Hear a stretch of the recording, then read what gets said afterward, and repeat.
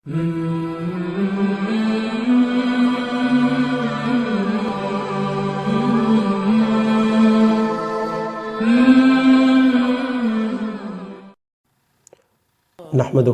ونصلي على رسوله الكريم اما بعد فاعوذ بالله من الشيطان الرجيم بسم الله الرحمن الرحيم افلا يتدبرون القرآن ام على قلوب اقفالها۔ معزز ناظرین، آج ہم انشاءاللہ پارہ نمبر 9 کا خلاصہ سماعت کریں گے۔ پارہ نمبر 9 میں 2 صورتیں ہیں، 3 پاؤں تک تقریباً سورۃ الاعراف، اور جو چوتھا پاؤ یعنی باقی ربع ہے اس میں سورۃ الانفال۔ سورۃ الاعراف کا عنوان کیا تھا آپ سن کے آئے ہیں اس سے پہلے کہ اللہ رب العزت نے مشرکین کے شرک کی اقسام اور توحید کی اقسام، اور اس کے علاوہ مشرکین کے سامنے پچھلی یعنی معذب اقوام کا ذکر کیا تھا۔ وہ رسول اللہ صلی اللہ علیہ وسلم کے قتل کے منصوبے بنا رہے تھے، تو اللہ رب العزت نے انہیں دھمکایا کہ اگر وہ باز نہ آئے تو ان کے ساتھ بھی وہی معاملہ ہوگا جو پچھلی اقوام اور ملل کے ساتھ ہوا تھا۔ 5ویں قوم جس کا جیسا کہ میں نے پہلے ذکر کیا تھا کہ اس صورت کے اندر 6 معذب اقوام کا ذکر ہے، 4 اقوام کا ذکر گزشتہ پارے میں گزر چکا۔ تو جو 5ویں قوم ہے وہ ہے قوم شعیب علیہ السلام یعنی قوم مدین۔ اللہ رب العزت نے انہیں بڑا مالدار اور تجارت پیشہ بنایا تھا، لیکن پھر بھی یہ ماپ تول میں کمی کرتے اور راہزنی کرتے، تو پیغمبر کے سمجھانے کے باوجود یہ باز نہ آئے تو اللہ رب العزت نے انہیں بھی نیست و نابود کر دیا۔ دوسرے رکوع میں اللہ رب العزت نے فرما برداری کے فوائد اور نافرمانی کے نقصانات ذکر کیے کہ اگر لوگ صحیح معنوں میں ایمان لے آئے اور تقوی اختیار کیا تو ہم ان پر زمین و آسمان سے برکتوں کے دروازے کھول دیں گے، لیکن اگر انہوں نے جھٹلایا تو انہیں نقصان ہوگا اور عذاب کا کوئی پتہ نہیں، دن کو یا رات کو لوگ غفلت میں ہوں اور عذاب اچانک آ جائے۔ 6ٹھی قوم یعنی موسیٰ علیہ السلام اور ان کے مقابلے میں جو قوم فرعون تھی اس کا ذکر ہے۔ موسیٰ علیہ السلام اللہ کے برگزیدہ پیغمبر ہیں، یہ واحد پیغمبر ہیں کہ قرآن مجید میں ان کا ذکر بکثرت آیا ہے، بلکہ ان کا اسم گرامی یعنی نام بھی سب سے زیادہ آیا ہے۔ تو موسیٰ علیہ السلام جس قوم میں مبعوث ہوئے وہ قوم فرعون اور اس کے ساتھ ساتھ بنی اسرائیل تھی۔ بنی اسرائیل حضرت موسیٰ علیہ السلام کی دعوت پر ایمان لے آئی تو فرعون جو ہے وہ دشمن ہو گیا بنی اسرائیل کا، ان کے بچوں کو قتل کرنے لگا۔ تو فرعون نے پھر چیلنج دیا، کھلا چیلنج، کہ یہ جو موسیٰ علیہ السلام کے معجزات ہیں یہ دراصل جادو ہیں۔ مثال کے طور پر ان کا لاٹھی کو پھینکنا اور لاٹھی کا اژدہا بن جانا، اور ان کا اپنے ہاتھ کو بغل میں لینا اور نکالنا اور ہاتھ کا روشن ہو جانا۔ قرآن مجید میں اللہ رب العزت نے تقریباً 9 معجزات کا ذکر کیا ہے۔ تو پھر مقابلے کے لیے ایک میدان مختص ہوا، وہاں فرعون نے بڑے بڑے جادوگر بلائے اور انہیں جو ہے وہ قیمتی انعامات کا جو ہے وہ لالچ دیا۔ جادوگروں نے جب مقابلہ کیا تو انہیں احساس ہوا کہ یہ سامنے سے جادو نہیں ہے بلکہ یہ کوئی اور ہی چیز ہے، یعنی غیر معمولی چیز۔ جادوگر ان کو پتہ بھی نہیں تھا کہ بھی اللہ ہے کون۔ سجدہ ریز ہو گئے اور کہنے لگے کہ ہم رب العالمین پر ایمان لائے۔ رب العالمین کون سا؟ ربی موسیٰ و ہارون، موسیٰ و ہارون علیہ السلام کا رب۔ بس ان کو سمجھ آ گئی، حق پہچان چکے تو فوراً سجدہ ریز ہو گئے۔ فرعون نے جب یہ کیفیت دی تو انہیں دھمکایا کہ میں تمہارے ہاتھ پیر مخالف سمت سے کاٹ دوں گا اور تمہیں کھجوروں کے تنوں پہ لٹکا دوں گا اور پھانسی چڑھا دوں گا۔ تو انہوں نے کہا کہ ہمیں کوئی پرواہ نہیں، آپ جو مرضی کریں۔ اور اسی واقعے کے اندر اللہ رب العزت نے اس بات کا ذکر بھی کیا کہ آل فرعون پر اللہ رب العزت نے بہت سے عذاب اور پھلوں کی کمی اور قحط سالی وغیرہ بھیجے، لیکن وہ ہر عذاب کے بعد کچھ دیر باز آتے۔ جس ہی عذاب ختم ہوتا موسیٰ علیہ السلام کی دعا سے تو فوراً وہ سرکشی پہ اتر آتے اور دوبارہ اس طرح ہوتا۔ کہ موسیٰ علیہ السلام کی بد دعا سے دوبارہ جو ہے ان پر کوئی عذاب آ جاتا۔ اس دوران جو ان پر عذابات آئے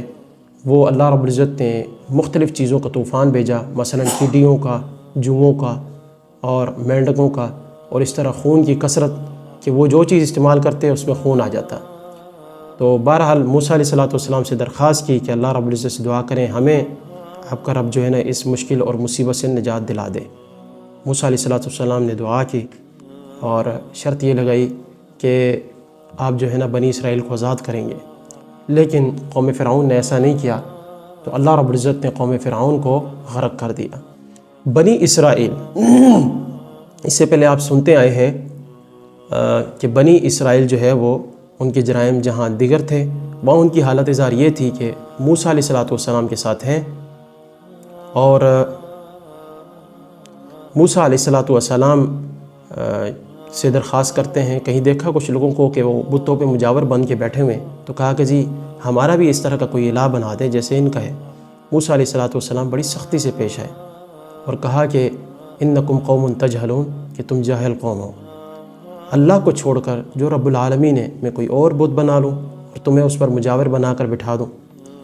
خیر اللہ رب العزت نے موسیٰ علیہ السلام کو کوہ طور پر بلایا، اپنی تجلی دکھائی ان کی درخواست پر، اور موسیٰ علیہ السلام بے ہوش ہو کر گر پڑے۔ افاقہ ہوا تو احساس ہوا، اللہ رب العزت نے انہیں یعنی تورات سے نوازا اور وہ تختیوں پہ تورات لکھی ہوئی تھی، اور دوسری طرف پیچھے قوم کی حالت ظاہر یہ تھی کہ وہ بچھڑے کی عبادت پہ لگ گئے۔ کسی نے انہیں بہکایا، بچھڑے کو ایسے سمت اور رخ پر رکھا کہ ہوا گزرتی تو بچڑا بولنے لگ جاتا، یعنی اس میں سے آواز آتی۔ موسیٰ علیہ السلام واپس آئے، اور اس دوران ہارون علیہ السلام جن کو نائب بنا کر گئے تھے موسیٰ علیہ السلام، وہ بھی سمجھاتے رہے، لیکن قوم ان پر غالب آ گئی، اور یہ ان کا اپنا بیان ہے کہ مجھے قتل کرنے لگی تھی۔ تو موسیٰ علیہ السلام واپس آئے اور یہ حالت ظاہر دیکھی، غصے کا اظہار کیا، تختیاں پھینک دی، اور اپنے بھائی ہارون علیہ السلام کو سر اور داڑھی کے بالوں سے پکڑ لیا۔ داڑھی کے بالوں کا مطلب یہ ہے کہ پچھلی اقوام میں بھی الحمدللہ داڑھی کا تصور تھا، اور ان کو گھسیٹتے رہے، اور انہوں نے معذرت بھی کی کہ بھائی یہ قوم مجھ پر غالب آ رہی تھی، میں نے تو ان کو بارہا سمجھایا۔ موسیٰ علیہ السلام نے پھر احساس دلایا کہ دیکھو یہ جو تم نے بچڑا بنایا یہ تو ہل بھی نہیں سکتا، تمہاری کسی بات کا جواب نہیں دے سکتا، تمہاری داد رسی نہیں کر سکتا، تمہاری مشکل کشائی حاجت روائی نہیں کر سکتا، پھر اسے معبود بنانے کا مطلب۔ پھر موسیٰ علیہ السلام نے اللہ رب العزت سے اپنے لیے اور اپنے بھائی کے لیے مغفرت اور رحمت میں دخول کی درخواست کی، اور اللہ رب العزت کے حکم سے پھر موسیٰ علیہ السلام کچھ لوگوں کو کوہ طور پر لے گئے، اور وہاں جا کر انہوں نے نافرمانی کا اظہار کیا۔ اللہ رب العزت نے انہیں موت کے گھاٹ اتار دیا، اور پھر موسیٰ علیہ السلام کی دعا سے اللہ رب العزت نے انہیں دوبارہ زندگی بخشی۔ اسی رکوع کے اندر اللہ رب العزت نے نبی کریم صلی اللہ علیہ وسلم کی صفات ذکر کی کہ آپ کا ذکر پچھلی کتابوں میں موجود ہے اور ان کی شریعتوں میں موجود ہے، اور آپ نبی بھی ہیں، آپ امی بھی ہیں، یعنی وہ جس کا استاذ نہیں، اور جس کا ذکر تورات اور انجیل میں موجود ہے، جو یعنی حلال چیزوں کو، پاکیزہ چیزوں کو حلال قرار دیتا ہے، اور جو خبیث چیزیں ہیں اور ناپاک چیزیں ان کو حرام قرار دیتا ہے، اور جو امت پر بوجھ ہیں، مشقتیں ہیں، جو پچھلی تہذیبوں اور شریعتوں نے ان پر جو ہے نا وہ ان کا مذہب مشکل کیا ہوا تھا، وہ ساری چیزیں ختم کر دیتا ہے۔ لہٰذا قوم کی ذمہ داری یہ ہے کہ اس نبی کے حقوق ادا کریں، اور وہ یہ ہے کہ اس پر ایمان لائیں اور اس کی مدد کریں، اس کے دست و بازو بنیں، اور اس نبی کی سنتوں کو عام کریں۔ اور نبی کریم صلی اللہ علیہ وسلم کی جو حیثیت ہے اللہ رب العزت نے وہ واضح کر دی اگلے رکوع میں، کہ آپ صلی اللہ علیہ وسلم خود اعلان کریں کہ میں اللہ کا رسول ہوں اور تمام لوگوں کی طرف ہوں۔ اس سے پہلے جتنے انبیاء اور رسل آئے وہ کسی خاص علاقے، قوم، قبیلے، کنبے اور علاقے کی طرف جو ہے نا وہ مبعوث ہوئے، یعنی ان کا دائرہ کار محدود تھا۔ لیکن اللہ کے نبی صلی اللہ علیہ وسلم کی یہ خصوصیت ہے، آپ کا یہ یعنی معجزہ ہے، اور آپ صلی اللہ علیہ وسلم نے ایک حدیث کے اندر واضح بھی کیا تھا کہ مجھے کچھ ایسی خصوصیتوں سے نوازا گیا ہے جو مجھ سے پہلے کسی اور نبی کو نہیں ملی، اور ان میں سے ایک خصوصیت یہ ہے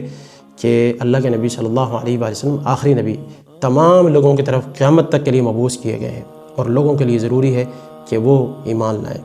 اس کے بعد پھر سر راہ تھوڑا سا ذکر کیا اللہ رب العزت نے بنی اسرائیل کا، ان پر ہونے والی نعمتوں کا، پھر ان کی نافرمانیوں کا، اور اس سے اگلے رکوع میں اللہ رب العزت نے عہد الست کا ذکر کیا۔ عہد الست کیا ہے؟ بندوں کو، انسانوں کو دنیا کے اندر بھیجنے سے پہلے اللہ رب العزت نے ان کی روحوں کو پیدا کیا اور عالم ارواح میں ان سے یہ عہد لیا کہ بھی تمہارا رب کون ہے؟ انہوں نے کہا جی اللہ آپ ہی ہیں۔ تو اللہ رب العزت نے فرمایا یہ نہ ہو وقت گزرنے کے ساتھ ساتھ تم جو ہے نا وہ رب بدل ڈالو اور تم کہو کہ جی ہمارے باپ دادا نے شرک کیا تھا، ہمیں پتہ ہی نہیں تھا، میں واضح کر چکا ہوں۔ کچھ لوگ کہتے ہیں کہ جی عہد الست یہ ہمیں یاد ہی نہیں ہے۔ تو عرض یہ ہے ناظرین کہ ہمیں تو گھنٹہ پہلے کیا ہوا ہے تفصیل سے یہ بھی یاد نہیں رہتا، صبح کیا ہوا تھا یہ یاد نہیں رہتا، ایک دن پہلے کیا ہوا تھا ہمیں تفصیل سے یاد نہیں رہتا، حتیٰ کہ جب 6 ماہ سال گزرتا ہے تو ذہن سے ہر چیزیں محو ہو جاتی ہیں، مٹ جاتی ہیں۔ یہ اس بات کی دلیل ہے کہ عہد الست ہوا تھا اور یہ شرعاً عرفاً اور لغتاً ثابت ہے۔ اللہ رب العزت نے شرک کی ایک قسم ذکر کی کہ لوگ جہاں دیگر شرک کی اقسام میں ملوث ہیں، وہاں مبتلا ہیں، وہاں ایک شرک کی قسم یہ ہوتی ہے کہ اللہ رب العزت انہیں جو نعمت دیتا ہے، جو اولاد دیتا ہے، جو مال دیتا ہے اور جو کامیابی فراوانی دیتا ہے، وہ اسے غیر اللہ سے منسوب کر دیتے ہیں اور کہتے ہیں، پہلے درخواست یہ کرتے ہیں اے اللہ تعالیٰ اگر تمہیں اولاد دے گا تو ہم تیرے جو ہے وہ شکر گزار بن جائیں گے اور تیرے اطاعت گزار بن جائیں گے۔ جیسے ہی اللہ رب العزت اولاد دیتا ہے تو وہ جو ہے نا وہ شرک کرنے لگتے ہیں۔ سورت کے آخر میں دو تین عنوان ہیں، وہ کچھ یوں ہیں آخری رکوع میں کہ جو بنیادی شرک ہے وہ یہ تھا کہ ہمیشہ سے لوگ اللہ کے برگزیدہ اور نیک اور اولیاء کو جو ہے نا وہ کیا کرتے آئے ہیں، ان کو ہی پوچھتے آئے ہیں کسی نہ کسی شکل میں، کسی نہ کسی انداز میں، کبھی ان کی مورتی بنا کر، کبھی ان کی قبروں پہ مجاور بن کر، اور کبھی شکلیں صورتیں بنا کر، اور کبھی جو ہے نا وہ دل کے اندر سوچ کر۔ تو یا آج کل کے لوگ جو ہیں وہ کہتے ہیں کہ جی ہم تو شرک کے اندر نہیں ہیں، نہ ہی جہان کے اندر شرک ہے مسلمانوں میں، تو وہ لوگ تو جی بتوں کو پوجتے تھے اور ہم اولیاء کی تعظیم کرتے ہیں۔ بات دراصل یہ ہے کہ وہاں بھی اولیاء تھے اور یہاں بھی اولیاء تھے۔ آپ قرآن مجید کا مضمون اٹھا کر دیکھ لیں، اولیاء کو ہی جو ہے نا وہ تعظیم کرتے ہوئے یعنی انہیں معبود بنا لیا جاتا تھا۔ نبی کریم صلی اللہ علیہ وآلہ وسلم کو سورت کے آخر میں حکم دیا گیا کہ آپ جو ہے نا وہ عفو درگزر اور معافی سے کام لیں اور جو حالات سے آپ جو ہے نا وہ اعراض کریں، اور آپ قرآن مجید پڑھتے ہوئے اللہ رب العزت سے یعنی اس کی پناہ میں آئیں۔ اور اسی طرح قرآن مجید کے آداب ہیں کہ جب قرآن مجید پڑھا جائے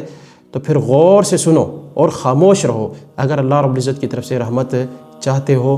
اور اللہ رب العزت کا ذکر یعنی قرآن مجید یا دیگر الفاظ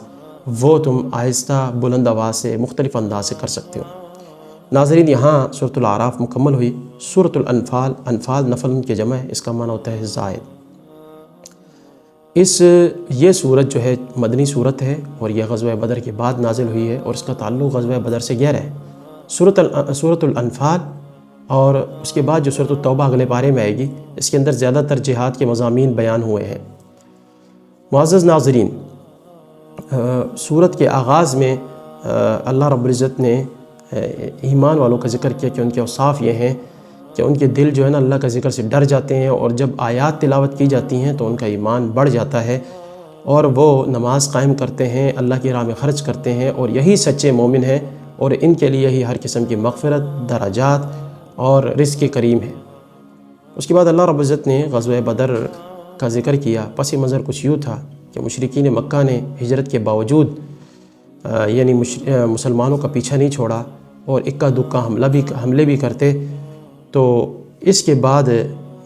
مسلمانوں نے انہیں کسی طرح ڈرایا دھمکایا، باز آنے کے باوجود، باز آنے کے بجائے انہوں نے جنگ کی تیاری شروع کر دی اور گھر گھر سے مال لیا اور کہا کہ جب اس سے تجارت کریں گے پھر اسلحہ اور ہتھیار خریدیں گے اور مسلمانوں کے خلاف اعلان جنگ کریں گے، جہاد اور قتال کریں گے۔ یوں ہی کچھ ہوا، اور جب وہ جو تجارتی قافلہ تھا واپسی آیا واپس رستے میں، تو رستے میں نبی کریم صلی اللہ علیہ وآلہ وسلم نے ایک دستے کو بھیجا کہ جا کے انہیں روکیں۔ مقصد یہ تھا کہ جنگ بندی ہو جائے۔ وہاں سے مشرکین مکہ کو پتہ چل گیا کہ جی ہمارا جو ہے وہ تجارتی قافلہ خطرے میں، وہ بھی جو ہے نا وہ قافلے کو بچانے کی خاطر نکلے۔ مسلمان قافلے کو روکنے کی خاطر نکلے تھے، اور ان میں سے کسی کو نہیں پتہ تھا کہ اللہ رب العزت نے آج حق کو حق اور باطل کو باطل ثابت کرنا ہے، اور مسلمان پوری تیاری سے بھی نہیں آئے تھے۔ تو پھر اللہ رب العزت نے دونوں لشکروں کو بھڑوا دیا۔ مسلمان یہ صورتحال دیکھ کر بڑے پریشان ہوئے اور دعائیں کرنے لگے، اور اللہ رب العزت نے ان کی دعا قبول کی۔ اللہ رب العزت نے ان کی مدد کے لیے فرشتے اتارے 1000 کے قریب، اور اس کے علاوہ اللہ رب العزت نے وہاں بارش اتاری، اور ان کے دلوں کو اللہ رب العزت نے قرار عطا کیا اور ثابت قدم رکھا۔ یوں مشرکین مکہ کو شکست ہوئی، 70 کے قریب مقتول اور 70 کے قریب جو ہے وہ کیا ہوئے، قیدی ٹھہرے۔ اور اللہ رب العزت نے اس کے بعد جنگ کے اصول ذکر کیے کہ جب تم جو ہے وہ جنگ کرو تو اللہ کا ذکر کثرت سے کرو، اور پیٹھ دے کر نہ جاؤ۔ جو پیٹھ دے کر جائے گا، الا یہ کہ وہ کوئی جنگی پینترا اختیار کرنے والا ہو، تو اس کا نقصان یہ ہوگا کہ اللہ رب العزت اسے معتوب ٹھہرائیں گے دنیا کی زندگی میں بھی اور آخرت کی زندگی میں بھی۔ اور اس اگلے رکوع میں اللہ رب العزت نے حکم دیا کہ جب تمہیں اللہ اور اس کے رسول کی طرف بلایا جائے اور وہ بلائیں، تو تمہارا کام ہے کہ ہر کام چھوڑ کر اس کی طرف آ جاؤ۔ اور یہ یاد رکھو کہ دنیاوی مال و متاع یعنی اموال اولاد، یہ اس کا ایک رخ یہ ہے، سکے کا ایک رخ یہ ہے کہ یہ آزمائش ہیں اور یہ فتنہ ہے۔ نبی کریم صلی اللہ علیہ وسلم کے قتل کے منصوبے بنائے جا رہے تھے، اللہ رب العزت نے آپ صلی اللہ علیہ وسلم کو آگاہ کر دیا، اس مضمون کا بھی ذکر ہے۔ اور مشرکین مکہ عذاب مانگا کرتے تھے، بالخصوص ابو جہل کے بارے میں آتا ہے، تو اللہ رب العزت نے واضح کر دیا کہ نبی کی موجودگی میں عذاب کیوں دیا جائے کسی قوم کو، اور کسی قوم کو عذاب کیوں دیا جائے جب کہ وہ استغفار کرتے ہوں۔ اور سورت کے آخر میں اللہ رب العزت نے مشرکین مکہ کو الٹیمیٹم دیا اور دھمکایا کہ اگر وہ باز نہ آئے تو ان کے ساتھ وہی معاملات ہوں گے جو پچھلی معذب اقوام کے ساتھ ہوئے تھے۔ اللہ رب العزت سے دعا ہے کہ وہ قرآن و سنت پر عمل کرنے کی توفیق عطا فرمائے۔ وما علیہ الا البلاغ۔